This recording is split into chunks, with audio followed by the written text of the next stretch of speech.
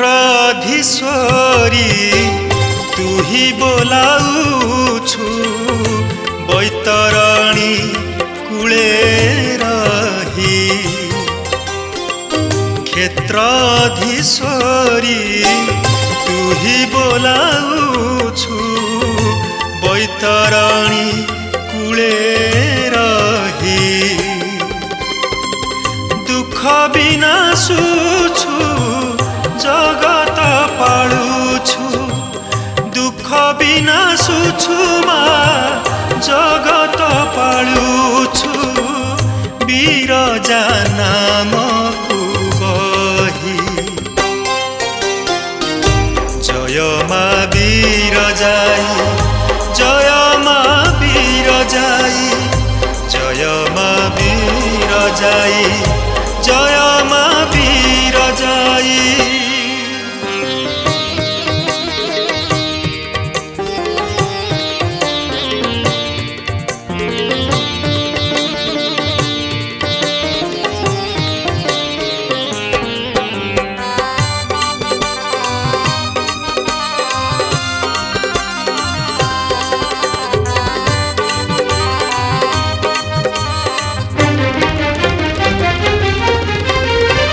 शक्तिपीठ बोली तोर नाम ख्यात, कहीं केते आड़ू आसंती भकत।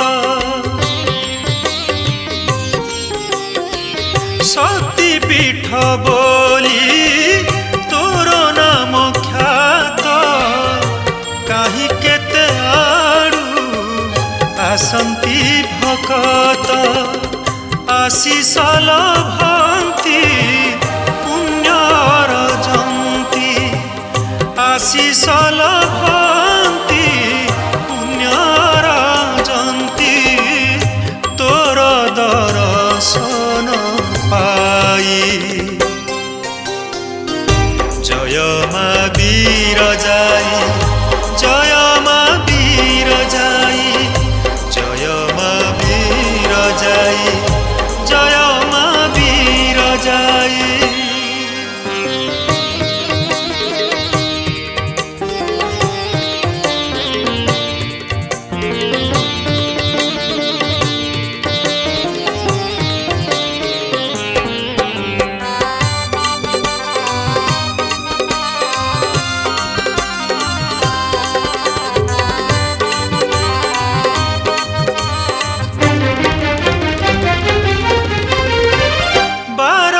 सजाक केते जानी जात, तोर स्वन क्षत्र अबारथ जात।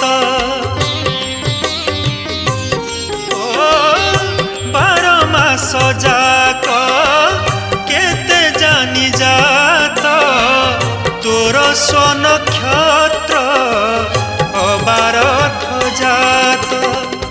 भकत भिड़े हसे तोर पीठ, भकत भिड़े मा हसे तोर पीठ। हसे जाजपुर भूई जय मा बिरजाई, जय मा बिरजाई, जय मा बिरजाई, जय मा बिरजाई। क्षेत्राधीश्वरी तू ही बोलाउछु बैतरणी कूले रही। क्षेत्राधीश्वरी तू ही बोलाउछु बैतरणी कूले रही। दुख विनाशुछु जगत पालुछु, दुख विनाशुछु मा जगत पालुछु। बिरजा नामकु बही जय मा बिरजाई, जय मा बिरजाई, जय मा बिरजाई।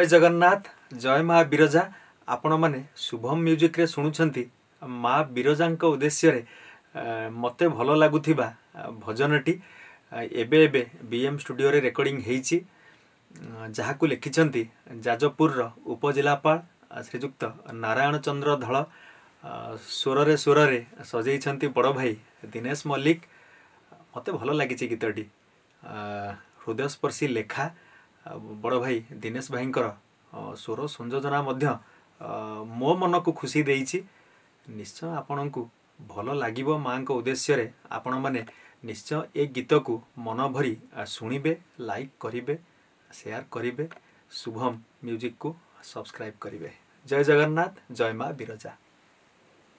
नमस्कार दर्शक बंधु मु नारायण चंद्र धल गीतिकार माँ बिरजांकर जन्मदिन अवसर रे शुभम म्यूजिक तरफ गोटे नुआ भजन सीडी प्रस्तुत हो रिलीज होगा जाऊँगी एवं भजन सीडी रे मते दुईटी गीत लिखा सुजोग मिला ये जो गीतटी प्रसिद्ध कंठशिल्पी रवींद्र महापात्र गाई एवं यार संगीत निर्देशना देइचंती राष्ट्रपति पुरस्कार प्राप्त संगीत निर्देशक दिनेश मल्लिक।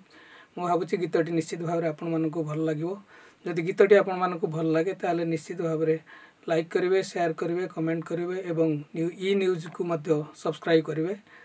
जय माँ बिरजा। नमस्कार मु संगीत निर्देशक दिनेश मल्लिक आज बिरजा गोटे सुंदर भजन रेकर्डिंग है कटक बीएम स्टूडियो जहाँ लिखिं आमर जनप्रिय उपजिलापाल नारायण चंद्र धल सार आशा करी जड़े सफल साहित्यिक कवि भाव में लेखक भाव में जी परिचय नुहति जड़े सफल गीतिकार भाव में जड़े चर्चार विषय और श्री धलंकर लेखन में गोटे सुंदर गीत को गाई ओडिशार प्रख्यात कंठशिल्पी रवींद्र महापात्र आशा करी जमी भल पाए न्यूज देते लाइक शेयर कमेंट करेंगे।